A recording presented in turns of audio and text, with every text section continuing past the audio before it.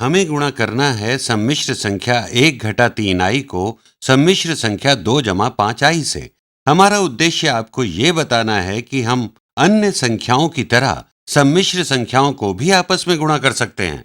बस आपको ये याद रखना है कि ये चर संख्या नहीं है, बल्कि काल्पनिक इकाई i है या सिर्फ i है। हम इसे दो तरह से कर सकते हैं। हमें वितरणात्मक गुण का 2 बार प्रयोग करना है, जो मुझे आसान भी लगता है और अच्छा भी। आप इसे मूल सिद्धांतों द्वारा हल करेंगे और कुछ नहीं। या दूसरा तरीका है वो जैसे हम द्विपदों को गुणा करते हैं। मैं दोनों तरीकों से करूंगा, तो आप इसे केवल एक संख्या माने 1 घटा 3i। तो हम इस व्यंजक को दो संख्याओं में वितरित कर सकते हैं। तो जब हम इस व्यंजक को गुणा करेंगे तो हम करेंगे 1 घटा 3i गुणा 2 और 1 घटा 3i गुणा 5i। इसको इस तरह से लिख सकते हैं, 1 घटा 3i गुणा 2, इस 2 को बाहर लिखता हूं, जमा 1 घटा 3i जमा 1 घटा 3i गुणा 5i। वितरणात्मक गुण का मैंने यहाँ 2 बार प्रयोग किया है। अगर मेरे पास है a गुणा b जमा c, तो मतलब वो है ab जमा ac। मैंने बस a को b और c में वितरित कर दिया। मैंने बस 1 घटा 3i को वितरित किया 2 और 5i में। मैं फिर से यही करूंगा, 2 गुणा 1 घटा 3i, फिर से वितरित करेंगे 2 गुणा 1 है 2, 2 गुणा ऋण 3i होगा ऋणात्मक 6i।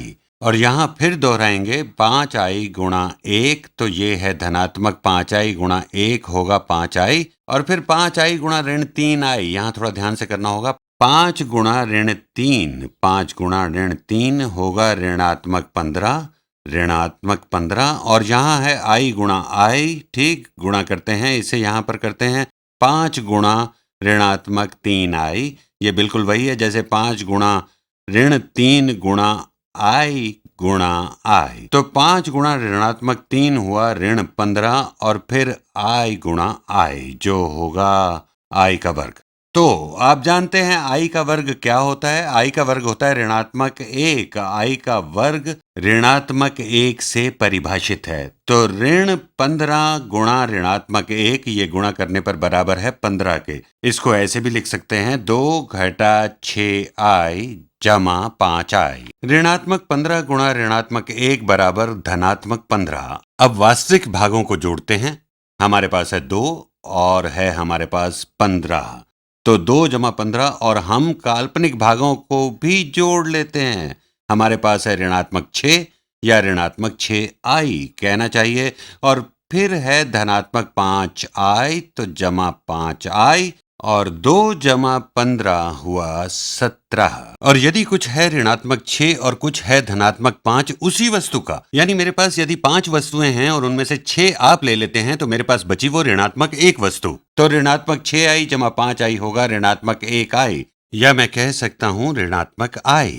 तो इस तरह हमने इन दोनों सम्मिश्र संख्याओं को गुणा कर दिया। इस गुणा में मैंने वितरणात्मक गुण का 2 बार प्रयोग किया। आप इसे दूसरे तरीके से भी कर सकते हैं। आपके सामने अभी करता हूं तेजी से। हो तो जल्दी जाएगा, मगर करना होगा नियम के अनुसार। और अगर तरीका सही लगाया तो आप निश्चित ही सही हल पर पहुंचेंगे।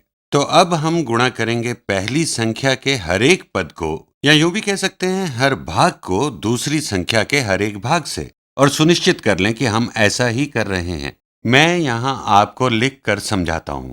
तो पहले हम गुणा करेंगे इन पहली संख्याओं को आपस में एक दूसरे से। तो ये है 1 गुणा 2।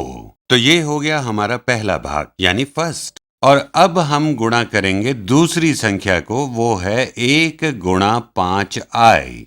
तो 1 गुणा 5i, ये हैं आउटर नंबर्स यानी बाहरी संख्याएं।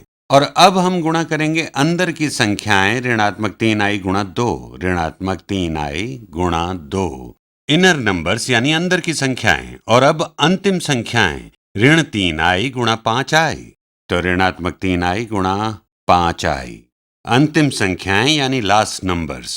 यहां सुनिश्चित करना आवश्यक है कि इस संख्या के सभी भाग गुणा हो रहे हैं इस संख्या के सभी भागों से। और अब इसे सरल करते हैं। 1 गुणा 2 है 2, 1 गुणा 5i है 5i, ऋणात्मक 3i गुणा 2 है ऋणात्मक 6i और ऋणात्मक 3i गुणा 5i ये हमने ऊपर निकाला था कि कितना होगा।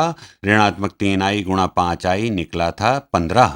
ऋण 3 गुणा ऋण 5 हुआ 15, लेकिन i गुणा i होता है ऋण 1। ऋण 15 गुणा ऋण 1 हुआ धनात्मक 15। अब वास्तविक भागों को जोड़ें तो 2 जमा 15 मिलेगा 17 और काल्पनिक भागों को जोड़ें तो 5i घटा 6i तो मिलेगा ऋणात्मक 1। तो एक बार फिर हमें वही उत्तर मिलता है।